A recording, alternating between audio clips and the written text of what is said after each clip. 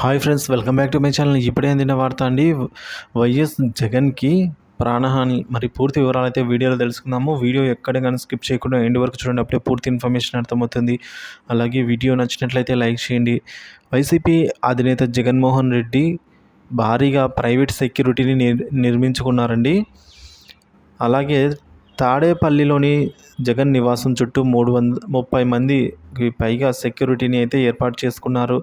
తాము ఏపీ ప్రజలకు మంచి చేశామని, ఓడిన ప్రజల ఆశీర్వాదం తమపై ఎల్లప్పుడూ ఉంటుందని జగన్ ఇటీవల చెప్తూ వస్తున్నారు.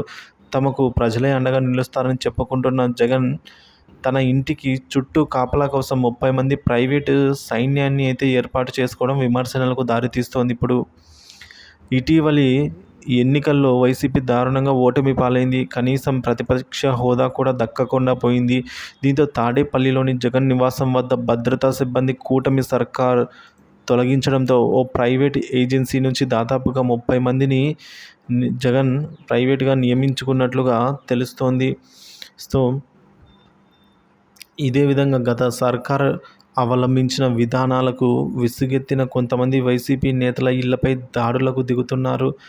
ఈ క్రమంలోనే తాడేపల్లిలోని తన ఇంటిపై దుండగులు దాడి చేసే అవకాశాలు కనిపిస్తుందని జగన్ భావించే ప్రైవేట్ సెక్యూరిటీని నియమించుకున్నారా అనే సందేహాలు వ్యక్తమవుతున్నాయి ఇప్పుడు. అయితే తమకు ప్రజలే అండగా ఉంటారన్న జగన్ భద్రతా సిబ్బంది కోసం ప్రభుత్వాన్ని కోరకుండా సొంత ఖర్చుతో ప్రైవేట్ సిబ్బందిని నియమించుకోవడం గమనార్హం అని అయితే చెప్తూ ఉన్నారు ఫ్రెండ్స్.